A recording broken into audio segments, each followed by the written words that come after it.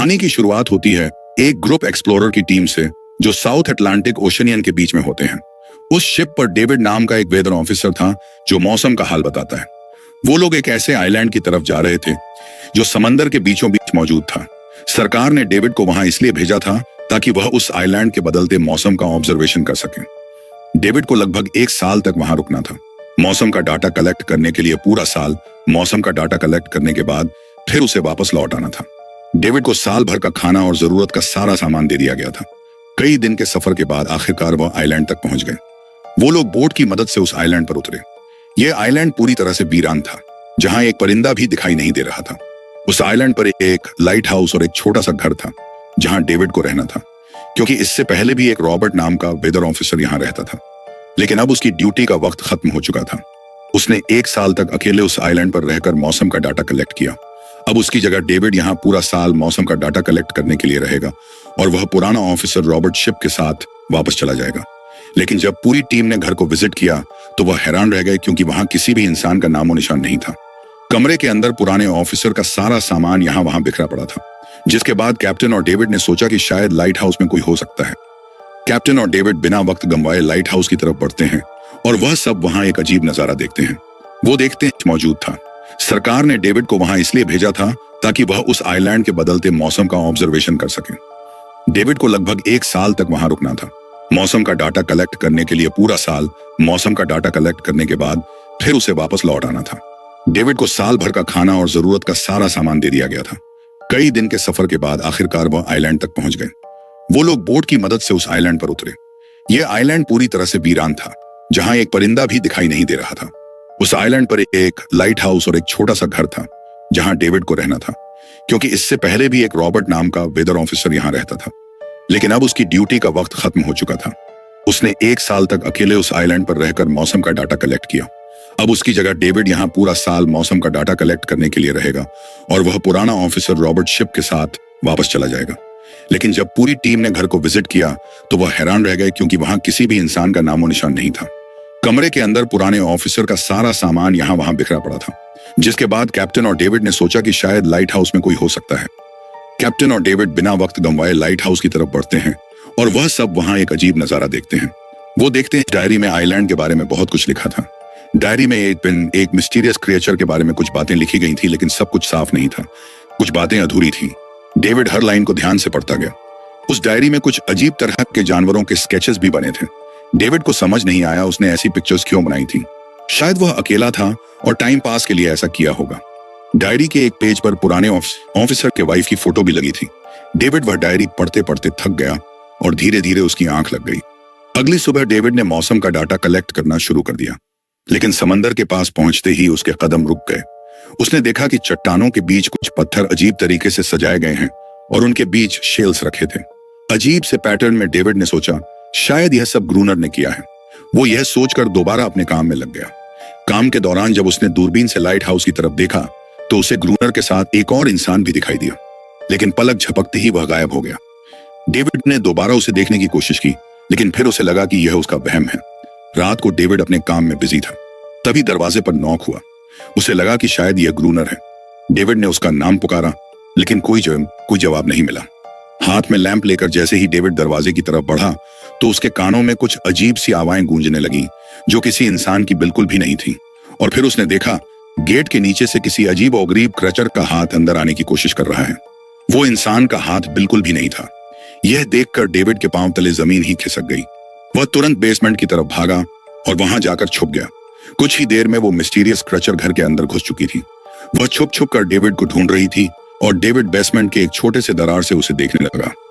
David की हलचल से उस क्रिएचर ने डेविड को देख लिया, जिसके बाद वो क्रेचर डेविड को मारने के लिए तेजी से उसकी तरफ भागा और दरार से उसे पकड़ने की कोशिश करने लगा। तो डेविड ने खुद को बचाने के लिए फौरन चाकू उठाकर उसकी आंख में दे मारा। वो क्रेचर चीख के भाग गई, लेकिन वह कभी भी वापस आ सकती और डेविड के दिमाग में यह बात कंफर्म हो गई कि जो डायरी में क्रेचर के बारे में बात लिखी थी वह सच है। डर के मारे वो पूरी रात सो न सका। अगली सुबह जब डेविड घर से बाहर गया तो उसने रेत पर कुछ पैरों के निशान देखे, जो किसी इंसान के बिल्कुल भी नहीं थे। वो निशान सीधे समंदर की तरफ जाकर खत्म हो गए। अब डेविड को सब समझ आ गया था कि क्यों ग्रूनर ने लाइट हाउस के चारों ओर नुकीली लकड़ियां लगाई हैं। अब डेविड जान गया कि अगर मैं इस घर में रहूंगा तो वो क्रचर मुझे कभी भी मार सकते हैं। डर के मारे डेविड लाइट हाउस की तरफ दौड़ता है और ग्रूनर को चिल्लाकर कहता है, गेट खोलो, मुझे अंदर आना है। लेकिन ग्रूनर उसे अंदर नहीं आने देता और कहता है, तुझे शिप के साथ लौट जाना चाहिए था। डेविड निराश होकर वापस लौटता है क्योंकि क्रोनर उसे लाइट हाउस के करीब भी नहीं देखना चाहता था। वो उसके ऊपर पानी गिराकर उसे दूर जाने को कहता है। अब उसे खुद ही कुछ करना होगा। उसने घर की हर एक विंडो को लकड़ी से बंद कर दिया, चारों तरफ नुकीली लकड़ियों से घेरा बनाया और गेट के बाहर पुराने कागज और किताबें रखी। फिर उन पर तेल छिड़क दिया ताकि अगर वह क्रचर वापस आए तो उसे आग से डराकर भगाया जा सके। लेकिन एक बात थी जो डेविड अब तक नहीं जानता था, और यह बात उसे आज रात पता चलने वाली थी। खुशकिस्मती से उसे घर के अंदर एक पुराना बॉक्स मिला। उस बॉक्स में एक गन थी और बहुत सारी बुलेट्स। यह देखकर उसे जिंदा रहने की थोड़ी सी उम्मीद मिली। जैसे जैसे सूरज ढलने लगा, डेविड के दिल में डर बढ़ने लगा। कुछ ही देर में चारों तरफ रात का अंधेरा छा गया। डेविड गन हाथ में लिए घर के एक कोने में चुपचाप बैठा था। उसकी दिल की धड़कनें तेज थी। तभी एक अजीब आवाज सुनाई दी, और जब डेविड ने खिड़की से छुपकर समंदर की तरफ देखा तो जैसे उसके पैरों के नीचे से जमीन ही खिसक गई। उसने देखा कि सिर्फ एक नहीं बल्कि पानी में से कई सारी वही अजीबोगरीब क्रिएचर्स उसकी तरफ बढ़ रही हैं। कुछ ही देर में वह सब इकट्ठा होकर कमरे का गेट तोड़ने की कोशिश करने लगे। डेविड ने तुरंत गोलियां चलानी शुरू की, जिनमें से कुछ क्रिएचर्स गिरकर मर गए। डेविड को लगा कि गोली की आवाज सुनने के बाद वह डर कर भाग जाएंगे, लेकिन अपने साथियों को मरता हुआ देखकर वो और भी ज्यादा गुस्सा हो गए। तब डेविड प्लान भी अपनाते हुए गेट के बाहर रखे कागजों और पुरानी किताबों को आग लगा देता है। आग देखकर वो क्रिएचर्स डर के मारे वापस समंदर में लौट गए, लेकिन अब वही आग डेविड के घर तक पहुंच चुकी थी। घर के दरवाजे ने आग पकड़ ली और धीरे धीरे फैलने लगी क्योंकि पूरा घर लकड़ी का बना हुआ था। डेविड ने तुरंत एक चादर में खुद को लपेटकर अपनी जान बचाई और बाहर निकलकर लाइट हाउस के पास एक बड़े पत्थर के पीछे छुप गया। क्रीचर्स को शूट करते वक्त डेविड के हाथ में काफी गहरी चोट भी आई। तभी अचानक तेज बारिश शुरू हो गई। आग धीरे धीरे बुझने लगी, लेकिन पूरी रात की बारिश के बाद भी सुबह तक डेविड अपना घर नहीं बचा पाया। पूरा घर जलकर लगभग राख हो चुका था। अब अगर डेविड को जिंदा रहना है तो उसे लाइट हाउस में पनाह लेनी होगी। उसने अपनी राइफल उठाई और लाइट हाउस के पास के पत्थरों के बीच छुप गया और इंतजार करने लगा कि कब ग्रूनर पानी भरने आएगा। जब ग्रूनर पानी भरने के लिए लाइट हाउस से बाहर निकला तो डेविड उसके पीछे छिपा। उसकी बात अब पीछे चल दिया, लेकिन तभी अचानक एक अजीब सा क्रिएचर जो ग्रूनर के पास ही था, उसने डेविड पर हमला कर दिया। लेकिन किसी तरह करके डेविड ने उसे काबू कर लिया। वह क्रिएचर ग्रूनर का रक्षक था। जब वह उसे शूट करने वाला था तो ग्रूनर ने तुरंत डेविड को रोका और कहा, रुक जाओ, ये मेरा पालतू है। डेविड ने गोली नहीं चलाई और मौके का फायदा उठाते हुए उसने ग्रूनर के साथ एक शर्त रखी, अगर इस क्रिएचर को जिंदा रखना है तो मुझे लाइट हाउस में रहने दिया जाए, नहीं तो मैं इसे मार दूंगा। जिसके बाद ग्रूनर ने हाँ कर दी क्योंकि डेविड के पास ढेर सारा खाना और गन पाउडर था। शाम होने से पहले दोनों बचा हुआ खाना लेकर लाइट हाउस लौट आए और वह दोनों आराम से सो गए। अगली सुबह वो क्रिएचर चुपचाप डेविड का हाथ चाट रहा था। जब डेविड नींद से जागा तो उसने देखा कि इस क्रिएचर के चाटने की वजह से उसका हाथ पूरी तरह से ठीक हो चुका है। यह सब देखकर डेविड हैरान हुआ। डेविड अब क्रोनर से इस क्रिएचर के बारे में और जानना चाहता था और फिर यह सब दुनिया के सामने लाना चाहता था, क्योंकि यह किसी जादू से कम नहीं था। डेविड ने सोचा, अगर इस क्रिएचर का राज दुनिया के सामने हम लाते हैं तो डेविड और क्रोनर दोनों बहुत सारा पैसा और नाम कमा लेंगे। लेकिन क्रोनर को यह सब नहीं चाहिए था। वह इस आइलैंड से कहीं नहीं जाना चाहता था। क्रोनर का अब इस दुनिया में कोई नहीं बचा था। उसके लिए यह आइलैंड परफेक्ट था, जहां वह अपने आप को एक किंग समझता था और अपनी मर्जी का मालिक। इसी वजह से उसने आइलैंड के कई हिस्सों में लिख दिया था, क्रोनर यहाँ का बादशाह है। लेकिन डेविड को यह समझ नहीं आ रहा था कि यह अजीब सी क्रिएचर क्रोनर की फालतू कैसे बनी। तो क्रोनर ने बताया कि एक बार क्रोनर ने उसकी जान बचाई थी। वो गलती से उसके फिशिंग नेट में फंस गई थी। तब यह क्रिएचर छोटी थी और उस दिन के बाद से वह क्रोनर के साथ ही रह गई। उसकी हर बात माननी शुरू कर दी। लेकिन क्रोनर एक सख्त इंसान था। वो इस क्रिएचर के साथ बहुत बुरा बर्ताव करता था। क्रोनर हर दिन इस क्रिएचर के साथ फिजिकल रिलेशन रखता था। क्रोनर ने बताया कि एक बार इस क्रिएचर ने मुझ पर हमला भी किया था और उसके बदले में क्रोनर ने उसे ऐसी सजा दी कि उस सजा के बाद वो क्रिएचर अपने आप को क्रोनर गुलाम समझने लगी। और आप सब भी समझ गए होंगे कि हर रात वो क्रिएचर समुद्र से बाहर क्यों आते हैं। वो सभी इसलिए आते हैं ताकि अपने साथी को क्रोनर से छुड़वा कर वापस ले जाए। लेकिन क्रोनर ऐसा नहीं होने देता। वो क्रिएचर्स दिन के उजाले में अटैक नहीं कर सकते क्योंकि सूरज की रोशनी उनकी स्किन जला देती है। डेविड अब यहाँ और नहीं रहना चाहता था। वो किसी तरह से आइलैंड से अपनी जान छुड़ाना चाहता था। खैर, शाम होने लगी और क्रोनर ने उससे कहा, गन लेकर रेडी हो जाओ क्योंकि वो क्रिएचर्स कभी भी हमला कर सकते हैं। वो लाइट हाउस की लाइट ऑन करने के लिए तैयार हो गए और कुछ ही देर में समुद्र से बड़ी संख्या में क्रिएचर्स निकलकर बाहर आ गए। वो लाइट हाउस की तरफ बढ़ते जा रहे थे। क्रोनर उन पर लगातार फायर करता जा रहा था, लेकिन डेविड पूरी तरह से डर गया था। वो लाइट हाउस के अंदर की तरफ आने लगा। क्रोनर के बार बार कहने के बावजूद वो बस एक कोने में चुपचाप बैठा रहा और कुछ ही देर में डेविड बेहोश हो गया। क्रोनर पूरी रात अकेला इन क्रिएचर से लड़ता रहा। अगली सुबह क्रोनर ने गुस्से में डेविड के मुंह पर पानी डालकर उसे उठाया और कहा, अगर तुम्हें जिंदा रहना है तो इनकी जान लेनी होगी, नहीं तो तुम्हें लाइट हाउस से निकाल दिया जाएगा और तुम्हें मेरी हर बात माननी होगी। रोजाना पानी भर कर लाना, लाइट हाउस के छोटे बड़े काम करना और रात को मेरे साथ गार्ड ड्यूटी भी करनी होगी। अब डेविड के पास दूसरा कोई ऑप्शन नहीं था, इसी वजह से यह सब करना उसकी मजबूरी बन गया। डेविड अब क्रोनर की हर बात मानने लगा, लेकिन एक चीज थी जो उसे बिल्कुल भी पसंद नहीं आई। वो ये थी कि हर रोज उस फीमेल क्रिएचर को अलग अलग तरीकों से फिजिकली टॉर्चर करना। रात होती है, दोनों फिर से गार्ड ड्यूटी के लिए तैयार हो जाते हैं और एक बार फिर वो क्रचर समुद्र से निकलकर बाहर आते हैं। लेकिन आज डेविड को डर नहीं लग रहा था। उसने क्रचर पर फायरिंग शुरू की, मगर आज क्रोनर कुछ भी नहीं कर रहा था। वो डेविड को बाहर छोड़कर लाइट हाउस का गेट बंद कर देता है और खुद चुपचाप अंदर बैठ जाता है ताकि डेविड खुद सीख सके कि इन क्रिएचर से कैसे लड़ा जाता है। इसी तरह डेविड को लड़ते लड़ते वो रात कट जाती है और सुबह हो जाती है। सुबह क्रोनर ने देखा कि डेविड लाइट हाउस के गेट के बाहर खून में लथपथ बैठा था। अब उसने सीख लिया था कि इन क्रिएचर्स से कैसे लड़ना है। इसी तरह समय गुजरता गया। रातों को इन क्रिएचर्स से लड़ते हुए और दिन भर क्रोनर के लाइट हाउस के काम संभालते हुए यह आइलैंड अब उसके लिए एक बंद घर जैसा हो गया था। वो हर वक्त सोचता रहता था कि कब यह जगह छोड़कर आजादी की सांस लेगा। समय के साथ साथ डेविड का उस फीमेल क्रिएचर के साथ एक अजीब सी दोस्ती बन गई थी। डेविड को उसके लिए अब बुरा लगने लगा था। अब उसे समझ आया कि अपने लोगों को छोड़कर अकेला रहना कितना मुश्किल होता है। शायद वो क्रिएचर भी कुछ ऐसा ही महसूस करती थी। डेविड ने उस क्रिएचर को एक नाम भी दिया, अनारियस। इसी तरह से दिन गुजरते गए और फिर एक दिन उन्होंने देखा कि इन क्रिएचर्स के अटैक्स धीरे धीरे कम हो रहे हैं। डेविड सोचता है शायद सर्दियों में वह कहीं और चले जाते हैं, या फिर शायद उन्हें समझ आ गया था कि इन दोनों से लड़कर कुछ हासिल नहीं होगा। लेकिन क्रोनर ने उससे कहा कि ऐसा बिल्कुल नहीं है, वो फिर से अटैक करेंगे। अब वो अपनी संख्या पर प्रारंभ बढ़ा रहे हैं। कुछ और दिन ऐसे ही गुजर गए। एक रात डिनर के बाद क्रोनर और डेविड ने टाइम पास के लिए चेस खेलना शुरू किया, लेकिन यहीं पर क्रोनर से एक बड़ी गलती हो गई।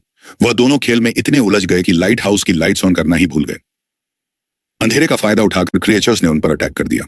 डेविड ने देखा कि क्रिएचर्स की संख्या इतनी ज्यादा थी कि दो लोग मिलकर भी ज्यादा देर तक नहीं लड़ सकते थे, और इस बार उनके पास कोई प्लानिंग भी नहीं थी। गस की बुलेट्स भी ऑलमोस्ट खत्म हो चुकी थी। किसी तरह बचते बचाते वह लाइट हाउस के टॉप तक पहुंच गए। लेकिन इस बीच क्रोनर के पैर में गहरी चोट आ गई। वो क्रिएचर्स आज उन पर भारी पड़ गए थे। दोनों को लगा कि आज उनकी मौत पक्की है, लेकिन खुशकिस्मती से सुबह हो गई। जैसे ही सूरज धीरे धीरे उभरता है, वो क्रिएचर्स लाइट हाउस छोड़कर समुद्र में वापस चले जाते हैं। कड़कती धूप निकलने के बाद एनेरियस क्रोनर के जख्म को ठीक करने की कोशिश करती है, लेकिन अब तक डेविड को समझ आ चुका था कि वो इन क्रिएचर्स के साथ यह लड़ाई जीत नहीं सकते। बुलेट्स भी अब खत्म होने के करीब है। उनके पास खाना भी इतना नहीं है कि वह ज्यादा देर तक चल सके। लकीली अगले दिन जब डेविड लाइट हाउस के बाहर इधर उधर घूम रहा था तो उसने समुद्र में एक जहाज देखा। वो जल्दी से अंदर से फ्लेयर गन लाया और जहाज को सिग्नल देने गया, लेकिन क्रोनर ने उसे रोक दिया क्योंकि वह नहीं चाहता था कि डेविड यहां से जाए। उसी वक्त अनारियस ने क्रोनर पर हमला कर दिया। वो डेविड को क्रोनर से बचाना चाहती थी।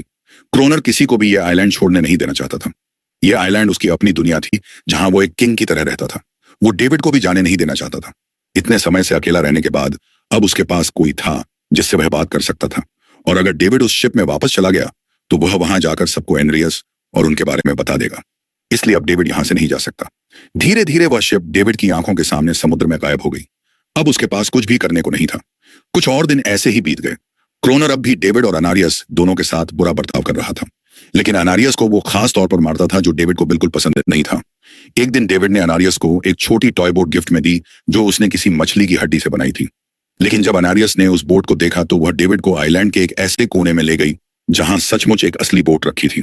जब डेविड ने इस बोट के बारे में क्रोनर से पूछा तो उसने कहा हाँ, उसे पहले से पता था कि आइलैंड के इस हिस्से में एक बोट है।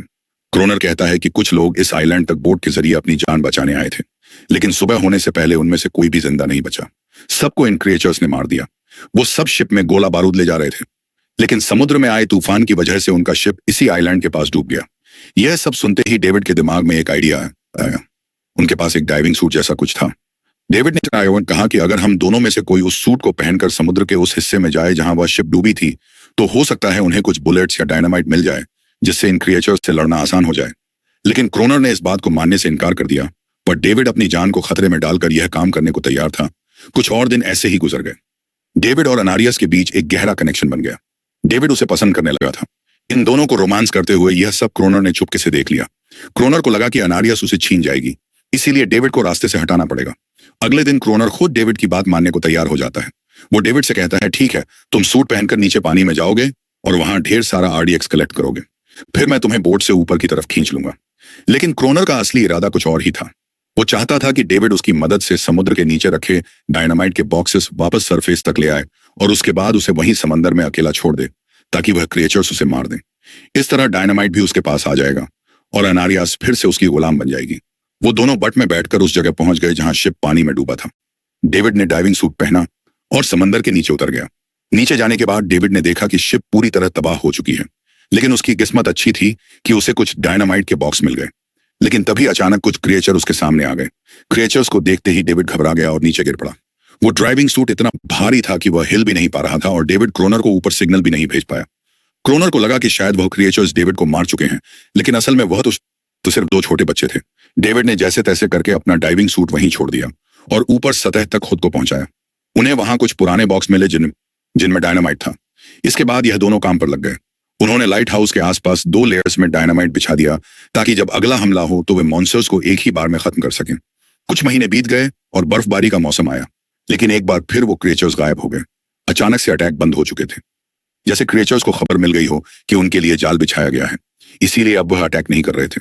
क्रोनस को लगा कि शायद एनारियास ने उन क्रिएचर्स को खबरदार कर दिया है, जिसकी वजह से वो एनारियास पर जुल्म करने लगा, लेकिन डेविड ने उसे रोक लिया।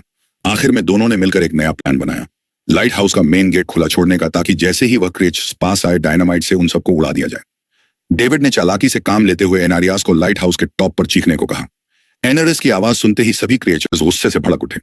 क्रिएचर्स ने जब देखा कि लाइट हाउस का मेन गेट खुला हुआ है तो उन्हें लगा कि यह अच्छा मौका है एनारियास को छुड़ाने का, लेकिन असल में यह उनके लिए एक चाल थी। कुछ ही देर में वह क्रिएचर समंदर से बाहर निकलने लगे। वे सीधे मेन गेट की तरफ बढ़े और अंदर घुसते ही डेविड पर हमला कर दिया। डेविड भी हिम्मत दिखाता है और क्रिएचर से जान छुड़ा लेता है। जैसे ही वे सभी क्रिएचर लाइट हाउस के पास पहुंच जाते हैं तो क्रोनर डायनामाइट का लीवर दबा देता है, लेकिन ब्लास्ट नहीं होता। असल में डेविड ने उसका कनेक्शन खोल दिया था और क्रोनर उसे दोबारा लगाना भूल गया था। डेविड तुरंत ऊपर भागता है और डायनामाइट का वायर जोड़ना शुरू करता है। तब तक वह क्रिएचर्स लाइट हाउस पर चढ़ने की कोशिश कर रहे होते हैं, जिन्हें सिर्फ अकेला क्रोनर रोकता है। जैसे ही कनेक्शन पूरा होता है, डेविड पहला लेयर उड़ा देता है, जिससे कई क्रिएचर्स ब्लास्ट में खत्म हो जाते हैं। लेकिन अभी भी काफी मॉन्स्टर्स लाइट हाउस पर हमला करने के लिए तैयार होते हैं। इस वजह से क्रोनर दूसरा लेयर भी ब्लास्ट कर देता है। दोनों उस जोरदार धमाके में बेहोश हो जाते हैं। अगली सुबह जब दोनों होश में आए तो उन्होंने देखा कि एनारियास वहां नहीं थी। ब्लास्ट में चारों तरफ मरे हुए क्रिएचर्स पड़े थे। क्रोनर उन सबको मार रहा था जो जख्मी हालत में जिंदा बचे थे। तभी डेविड की नजर उनमें से एक के गले में लटके एक नेकलेस पर पड़ी। उस क्रिएचर को तड़पता हुआ देखकर डेविड को उस पर तरस आ जाता है और उसे अपनी गलती का एहसास हो जाता है। जिन क्रिएचर्स को वह अब तक खूंखार समझते आए थे, वह भी इंसानों की तरह थे, सिर्फ बोल नहीं सकते थे। लेकिन क्रोनर के लिए यह सब बेकार बातें थीं। उस दिन के बाद वे क्रिएचर्स फिर कभी अटैक नहीं कर पाए, लेकिन हर दिन समंदर के किनारे से रोने की आवाजें आती थीं। डेविड को अब तक नहीं पता था कि उन्होंने कितना बड़ा नुकसान कर दिया था, कितनी फैमिली टूट गई, कितने बच्चों ने अपने लोग खो दिए, सिर्फ एक गलतफहमी की वजह से। अगले दिन डेविड ने समंदर में उन क्रिएचर्स के कुछ छोटे छोटे बच्चों को देखा, वो सब जिन्होंने अपने परिवार खो दिए थे। डेविड ने पत्थरों का एक गोल सर्कल बनाया और उसके बीच में वह छोटी टॉय बोट रख दी ताकि एनारिस उसे देखकर वापस लौट आए। डेविड ने कई घंटे इंतजार किया, लेकिन एनारिस कभी वापस नहीं आई। सुबह नींद से जागने के बाद डेविड ने देखा कि क्रोनर सो रहा है। क्रोनर के पास कुछ पुरानी चीजें रखी थी। हालांकि उसके अंदर से आया मैं देखता भी। उनमें एक पुरानी तस्वीर भी थी और जैसे ही डेविड ने उस तस्वीर को देखा, वह हैरान रह गया। वह लड़की जिसका फोटो उसने पहले दिन पुराने ऑफिसर रॉबर्ट की डायरी में देखा था, वह कोई और नहीं बल्कि क्रोनर की पत्नी थी और फोटो में क्रोनर उसके साथ खड़ा था। असल में 1 साल पहले आए वेदर ऑफिसर रॉबर्ट मरा नहीं, बल्कि उसने अपनी पहचान बदल दी थी। यानी क्रोनर ही वेदर ऑफिसर रॉबर्ट है, बस उसने अपना नाम बदल लिया था क्योंकि अब वह कभी इस आइलैंड को छोड़ना नहीं चाहता था। यह सब देखकर डेविड ने भी यह उम्मीद छोड़ दी कि वह कभी इस आइलैंड से जा पाएगा। अगले दिन शाम को जब डेविड समंदर के किनारे गया, उसने देखा कि उस सर्कल में रखी छोटी बोट अब वहां नहीं थी, लेकिन उसी जगह पर उसने एक क्रिएचर का छोटा सा बच्चा देखा जिसके हाथों में वह बोट थी। डेविड ने अपने हाथ में जलती हुई लकड़ी को उस सर्कल के बीच में फेंक दिया ताकि वह दिखा सके कि उसका इरादा लड़ने का नहीं है और उसे किसी को खतरा महसूस ना हो। वह उनके साथ दोस्ती करना चाहता था। कुछ ही देर बाद समंदर की लहरों से एनारिस निकलती है और उसके पीछे पूरा क्रिएचर्स का ग्रुप भी समंदर से बाहर आता है। लेकिन इस बार कोई भी डेविड पर अटैक नहीं करता क्योंकि वे भी अब शांति चाहते हैं। उनका इरादा सिर्फ एक सुरक्षित जगह पाने का था अपने बच्चों के लिए। लेकिन तभी वहां क्रोनर हाथ में बंदूक लिए पहुंच जाता है। क्रोनर को लगता है कि अगर शांति हो गई तो उसे सबसे ऊपर होने का एहसास कैसे होगा। डेविड उसे समझाने की कोशिश करता है कि यह क्रिएचर्स लड़ना नहीं चाहते, यह शांति चाहते हैं। लेकिन क्रोनर किसी की नहीं सुनता। वो एनेरियस से चिल्लाकर कहता है अंदर चली जाओ। लेकिन यह पहली बार था कि एनेरियस ने उसकी बात नहीं मानी, क्योंकि अब वह उसकी नौकरानी नहीं थी। यह देखकर क्रोनर को लगता है कि अब इस आइलैंड पर उसकी बादशाहत नहीं रही। क्रोनर खुद को अंदर से कमजोर महसूस करने लगता है क्योंकि अब कोई भी उसका हुक्म नहीं मान रहा था। गुस्से में उसने लाइट हाउस की तरफ कदम बढ़ाए।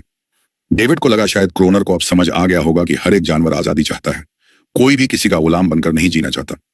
लेकिन क्रोनर के सर से बादशाहत का भूत कहां उतरने वाला था। जैसे ही वह लाइट हाउस पहुंचा, उसने सिग्नल गन से एक फ्लेयर छोड़ी जो सीधा जाकर एक क्रचर के बच्चे से टकरा गई। उस बच्चे की तुरंत मौत हो गई। सभी क्रचर्स डर के मारे भाग गए और एनरियस ने भी डेविड पर अपना पूरा भरोसा खो दिया। गुस्से से पागल डेविड तुरंत लाइट हाउस की तरफ भागता है क्रोनर को सबक सिखाने। डेविड उससे लड़ने लगता है। क्यों किया तूने यह सब? ये लोग तो बस शांति चाहते थे। लेकिन क्रोनर इतना हिंसक हो चुका था कि उसने डेविड को मारने का फैसला कर लिया। वह हाथ में लोहे का रड लेकर जैसे ही डेविड पर वार करने जा रहा था, डेविड ने उसे उसके असली नाम से पुकारा और कहा, रुक जाओ रॉबर्ट, तुम खूनी नहीं हो। यह सुनकर क्रोनर एकदम रुक गया। असल में रॉबर्ट ऐसा इंसान कभी था ही नहीं। इस आइलैंड पर आने के बाद अकेले रहने की वजह से उसकी मेंटल हेल्थ बिगड़ चुकी थी। अकेलापन, अपनी पत्नी की मौत और गहरा डिप्रेशन, इन सब ने उसे ऐसा बना दिया था। वह असल में कोई किलर नहीं था, वह एक अच्छा इंसान था। क्रोनर को एहसास हुआ कि यह क्रिएचर्स कभी लड़ना नहीं चाहते थे, वे बस शांति चाहते थे। ग्रोनर ने उन्हें सिर्फ इसलिए मारा ताकि वह खुद को पावरफुल दिखा सके, और अब ग्रोनर को अपनी गलती का एहसास हो चुका था। इसीलिए उसने खुद को उन क्रिएचर्स के सामने सरेंडर कर दिया और कुछ ही पलों में उन्होंने उसे मार दिया। डेविड लाइट हाउस के अंदर खुद को लॉक कर लेता है। समय ऐसे ही बीतता चला जाता है और 1 साल बाद आइलैंड पर एक गवर्नमेंट अफसर आता है। साथ में एक नया वेदर ऑफिसर भी होता है। अब नए गवर्नमेंट अफसर ने इस आइलैंड पर वेदर मॉनिटर की ड्यूटी करनी थी। जब कैप्टन पिछले अफसर के बारे में डेविड से पूछता है तो डेविड भी वही बात करता है कि वह पानी की तरफ गया था लेकिन कभी वापस नहीं आया, और वेदर ऑफिसर को भी लगता है कि डेविड ही ग्रोनर है। डेविड ने भी उनकी इस गलतफहमी को ठीक नहीं किया।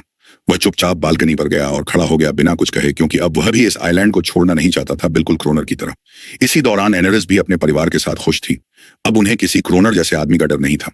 अब वे आइलैंड पर भी और समंदर में भी आजादी से जी सकते थे। इसी के साथ कहानी खत्म हो जाती है।